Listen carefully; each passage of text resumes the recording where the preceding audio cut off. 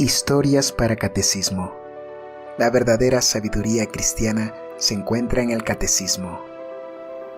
Escúchanos y disfruta cada día de una historia nueva que ilustre los principios doctrinales de nuestra fe. Ya sea que te presentemos vidas de santos, anécdotas de cristianos o libros de espiritualidad católica, en Historias para Catecismo encontrarás el material necesario para disfrutar más de las verdades de la fe. Acompáñanos. 2 de mayo. San Atanasio, patriarca de Alejandría y doctor de la Iglesia, 295 a 373. Cuando en una misa solemne el coro entona el credo de Nicea, magnífica profesión de nuestra fe en Jesucristo, Hijo unigénito de Dios, verdadero Dios de Dios verdadero, engendrado, no hecho, y consustancial al Padre. Acordémonos que fue San Atanasio el inspirado autor de esta luminosa fórmula de nuestra fe, opuesta a los errores de Arrio en torno a la persona de Jesucristo. Pocos hombres han sido tan odiados y, a la vez, tan amados durante su vida por la defensa que hicieron de su fe, como nuestro santo. Fueron tan implacables con él los arrianos, sus enemigos jurados, como abnegados y fieles sus amigos, de modo que la historia de su vida tan agitada, tan combatida y, a la vez, tan fecunda, viene a ser la historia misma de nuestro credo católico. San Atanasio fue oriundo, a lo que parece, de Alejandría, en el Bajo Egipto, y vio la luz primera el año 295. Sus progenitores fueron cristianos y de origen griego. Con solo mencionar la famosa biblioteca de Alejandría, su escuela filosófica y su museo, podemos hacernos cargo de la celebridad de esta capital culta, la primera del mundo, a la sazón, después de Roma, pues Atenas se hallaba ya en decadencia. Griego por educación, como lo evidenciaba la flexibilidad de su dialéctica, Atanasio era también, por la tenacidad de su fe y su independencia frente al poder civil, hijo de esos egipcios cruelmente perseguidos por el emperador Domiciano, quienes tenían a gala ostentar en sus cuerpos las cicatrices de los latigazos recibidos por la defensa de sus creencias. Durante su juventud gozábase participando de las austeridades y asperezas practicadas de modo tan sublime por los solitarios de Egipto, pues parece ser que hacia los 20 años tuvo relaciones muy cordiales con el más eminente de entre ellos, San Antonio, según se desprende de sus mismos escritos. No tendrá en su destierro amigos más fieles que los monjes, y en la soledad de las abrasadas arenas y de las rocas desnudas de sus cenobios irá a ocultarse. Para reunirse con ellos, remontará el Nilo en barca pasando delante de las pirámides 3 veces milenarias. Arrio, el heresiarca. Por aquellos días, San Áquila, patriarca de Alejandría, acababa de ordenar de presbítero a un hombre ambicioso e inquieto, dotado de excepcionales cualidades. En la discusión no tenía igual. Llamábase Arrio y su vasta cultura le sirvió de mucho después de su ordenación, obtenida por astucia, para conseguir la regencia de una parroquia importante de la ciudad de Alejandría, la de Baucalis. Además tuvo a su cargo la explicación de las Sagradas Escrituras. En estos ministerios se ocupaba desde hacía 8 años, cuando el piadoso patriarca de Alejandría supo con tristeza que el párroco de Baucalis profesaba doctrinas extrañas respecto a la adorable persona del Hijo de Dios. Sostenía, por ejemplo, que la segunda persona de la Santísima Trinidad no había existido desde toda la eternidad, y que el Hijo de Dios no era otra cosa que el primogénito de los hombres creados. Semejante aserción era un desatino de graves consecuencias. El adorable misterio de un Dios hecho hombre y muriendo por nosotros no era, según eso, más que un sueño. La economía de la redención quedaba desbaratada, el abismo insondable abríase nuevamente tan aterrador entre la desventurada humanidad y la inaccesible divinidad como en los tiempos primitivos, y el mundo no había progresado más después de la predicación del Evangelio que antes de la venida del Salvador. San Alejandro, sucesor de San Áquila, se vio precisado a excomulgar a Arrio, pero esa providencia era tardía y el mal muy considerable ya, pues la nueva doctrina seducía a los cristianos poco firmes en sus creencias. El amenguar la majestad de Jesucristo, y, por ende, el rigor de la justicia divina, era, para las almas sensuales y frívolas, ocasión para lanzarse libremente por la pendiente de sus vicios. En Cesarea, donde se refugió, Arrio tenía numerosos partidarios, aun entre los obispos. Uno de ellos, Eusebio de Nicomedia, le animaba a proseguir su apostolado. En Alejandría, parte del pueblo simpatizaba con él, pues poseía un don especial para ganarse las voluntades sobre todo del devoto sexo femenino. Difundíanse entre el pueblo canciones populares para uso de los viajeros, marineros y artesanos, con objeto de ganar para su causa a los ignorantes. Arrio lo dirigía todo, él había compuesto la letra y la melodía. Celebraban concilios, unas veces los partidarios del hereje, quienes confirmaban sus doctrinas, y otras los católicos, en los que era excomulgado.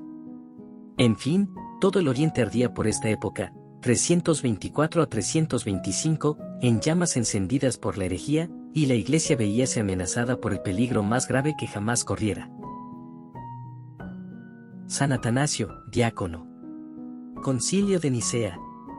Por el mismo tiempo, prendado el patriarca de la santidad y ciencia de Atanasio, le nombró secretario suyo y le ordenó de diácono.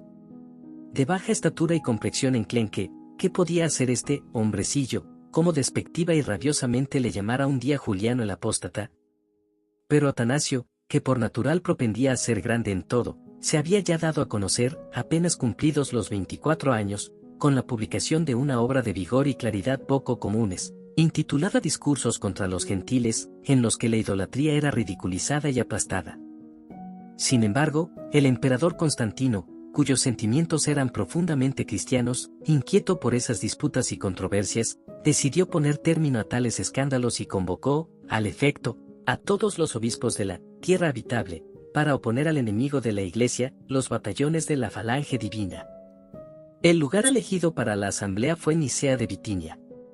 Gracias al admirable sistema de comunicaciones con que el Imperio Romano había sabido asociar a su centro los países conquistados por las armas, los obispos dispusieron, de etapa en etapa, de convenientes medios de transporte, como coches, animales de silla, casas de refugio, en las que los empleados de la posta imperial les prestaban toda clase de servicios, y hacia mediados de mayo de 325, verosímilmente el 20, se hallaron congregados en Nicea más de 300 obispos. El emperador en persona inauguró el concilio, como presidente honorario en cierto modo. Allí estaba el heresiarca, presuntuoso y arrogante, contando deslumbrar con su ciencia a todos aquellos varones que él juzgaba de espíritu sencillo y más acostumbrados a catequizar al pueblo que a discutir con los métodos de los filósofos Aristóteles y Platón. No contaba, sin duda, con la perspicacia y dialéctica del joven diácono Atanasio, que desde el primer momento se dio a conocer como el adversario más temible de los arrianos. Nadie como él sabía asimilarse la parte esencial de una dificultad, ni exponer más luminosamente el punto en torno del cual todo giraba. Ya podía Arrio desviarse, en exposición nebulosa, de la trascendencia divina, Atanasio le volvía invariablemente al verdadero punto de la discusión, el misterio de la redención humana. A excepción de 5 obispos, todos los padres suscribieron el símbolo de Nicea, cuya redacción había sido confiada contradictoriamente a los dos adversarios, al heresiarca Arrio y al campeón de la ortodoxia, Atanasio. Comienza su episcopado. Primer destierro. 5 meses después del concilio, San Alejandro entregaba su alma a Dios, designando antes por sucesor suyo al diácono Atanasio. Los fieles aplaudieron esta elección, y la consagración se efectuó el 7 de junio de 328. El nuevo obispo tenía a la sazón 32 años. Las ovaciones populares indicaban a las claras el entusiasmo con que la multitud le acogía. «¡Viva Atanasio! ¡Viva!», clamaban. «Es una seta, es un obispo cabal». Semejante entusiasmo no era del agrado de los arrianos, como puede suponerse. Por iniciativa sumamente interesada de los adversarios de Atanasio, había resuelto Constantino solemnizar el 30º año de su reinado, mediante una nueva asamblea conciliar que se celebró en Tiro el año 335. En la mente del emperador, esta reunión había de ser, a no dudarlo, obra de pacificación definitiva, pero la carta imperial de convocación era bastante significativa, pues agregaba que si alguno dejaba de concurrir, se le obligaría por la fuerza pública. De hecho, este pretendido concilio no fue más que un indigno conciliábulo. Los enemigos de Atanasio se habían dado cita en aquel lugar, y he aquí la novela que inventaron para perder al santo patriarca. Le acusaron de haber mandado a uno de los suyos que asesinara a Arsenio, obispo de Ipselis. Y el brazo seccionado de la víctima fue paseado por la ciudad como prueba fehaciente de su crimen. Se abrió investigación, y Atanasio descubrió muy pronto su astuta patraña y se ingenió para dar con el paradero del pretendido muerto, el cual se había ocultado en un monasterio. El desventurado cómplice solicita humildemente el perdón y, por orden del Santo Patriarca, se mezcla ocultamente entre la asamblea conciliar. Llega el momento en que los acusadores, en tono melodramático, piden venganza y, abriendo una caja misteriosa, sacan de ella un brazo seco. Entonces Atanasio se levanta y dice: ruego a los que conocían personalmente a Arsenio que se sirvan levantarse. Luego, mostrándole su pretendida víctima, les dice: ¿es este Arsenio, a quien he matado y al cual he hecho cortar el brazo? Arsenio mostró a todos ambos brazos y el patriarca prosiguió: a mis acusadores les corresponde ahora averiguar el lugar donde podía llevar oculto el tercero. Pues bien, aunque nada podía servir tanto a la causa del santo obispo como una victoria tan mortificante para sus enemigos, con todo, estos no desmayaron, sino que imaginaron una nueva acusación, la más conducente a impresionar el amor propio de Constantino. En efecto, se le acusó de haber monopolizado el trigo para distribuir grandes limosnas a los pobres de Alejandría, ocasionando de ese modo el hambre en Constantinopla, la gran ciudad, tan gloriosamente fundada por el emperador, su capital y objeto de legítimo orgullo. Esta vez la acusación tocaba a Constantino en lo más sensible, era como echar aceite al fuego. El emperador no esperó que el acusado presentase su defensa, sino que, para poner fin a toda discusión, dio orden de conducir a Atanasio a Tréveris de las Galias. La orden se ejecutó en 335, y el patriarca fue alejado de su patria hasta la muerte de Constantino, 337.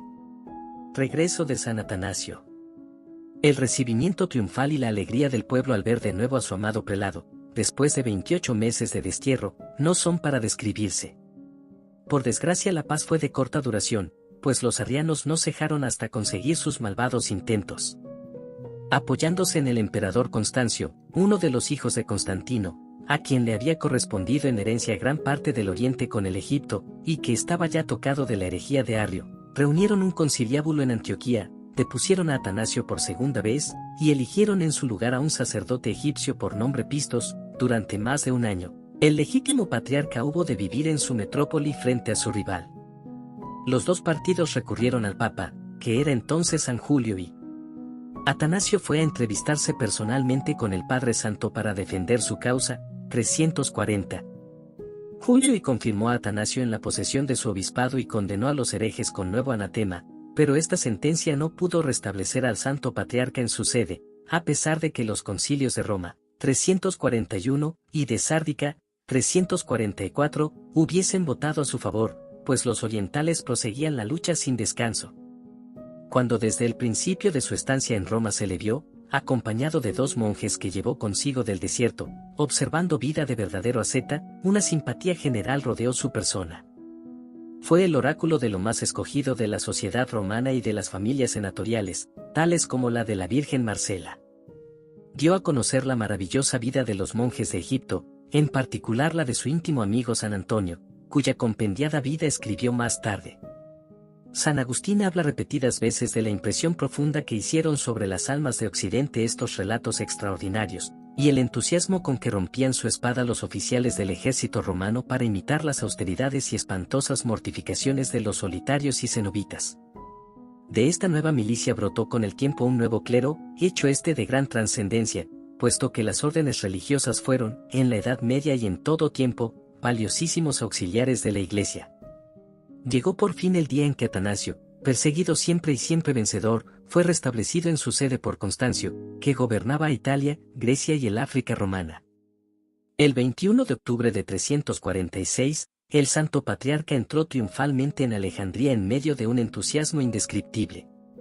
El pueblo y los magistrados habían salido muy lejos a recibirle, y el mismo San Antonio, viendo acudir a las multitudes al encuentro del prelado, y no pudiendo acompañarlas a causa de su avanzada edad, entonó su Nunc Dimittis, feliz de poder contemplar el triunfo de la causa por la que tantas mortificaciones y oraciones había ofrecido al Señor, 346. Después de la trágica muerte de Constante, 350, la tiranía sectaria de Constancio se encontró sin cortapisas, y casi al mismo tiempo murió el santo Papa Julio y, el más sólido apoyo de Atanasio. Celebróse concilio en Arles, 353, y más tarde en Milán, 355, pero tanto en el uno como en el otro, Constancio hizo alarde de un despotismo sin igual. Mi voluntad, dijo, es la norma que únicamente debe seguirse. Con tales disposiciones bien se echa de ver que la fuerza y la resistencia acabarían por rendir a la mayoría de los obispos. El nuevo papa, Liberio, fue arrestado y conducido con buena escolta a la corte imperial y luego desterrado a Tracia. Quedaba Atanasio. Reducirle por amenazas era imposible, apoderarse de la mano armada era muy arriesgado, pues su popularidad era grande. A principios del año 356, se fraguó una sublevación popular en Alejandría. En su iglesia se celebraba la vigilia de una fiesta, matones reclutados entre la hez del pueblo hacen repentina irrupción en el templo. Atanasio, sentado en su silla patriarcal, se resiste a abandonar el puesto, pero los forajidos le apremian más y más, sus amigos consiguen librarle no sin gran trabajo, le sacan de la ciudad y le ocultan. Esto bastó para que el emperador pudiera decir, Atanasio ha huido. En consecuencia alzaron en su lugar a un tal Jorge de Capadocia, hombre grosero y brutal. Durante 18 meses reinó el terror en Alejandría y la sangre de los mártires corrió a raudales. Vida accidentada y regreso a Alejandría. Entretanto, el legítimo patriarca dirigió sus pasos hacia los desiertos del Alto Egipto. Los monjes le acogieron como a un padre, recordando que era el mismo a quien San Antonio había legado su túnica al morir. Pero, hostigado sin cesar, Atanasio tuvo que andar errante de desierto en desierto todo el tiempo que duró el reinado de Constancio, o sea durante 6 años, no siendo jamás denunciado por nadie, antes, al contrario, resguardado siempre por la fidelidad de sus huéspedes, muchos de los cuales se dejaron torturar antes que traicionarle. Su abnegación y la singular protección de la providencia, le apartaron de todos los peligros. Permanecía con frecuencia oculto en una cisterna, privado de la vista y trato de sus amigos y algunas veces hasta de la luz del sol, el único comercio con los hombres era la visita de un siervo leal que le procuraba lo necesario para la vida o le llevaba las cartas que le escribían. Sin embargo, una tarde en que, saliendo de su escondrijo ordinario, se remontaba Atanasio por el Nilo en barca, oyó tras y ruido de remos. Era, en efecto, la galera imperial que le daba alcance. ¿Habéis visto a Atanasio?, le preguntaron.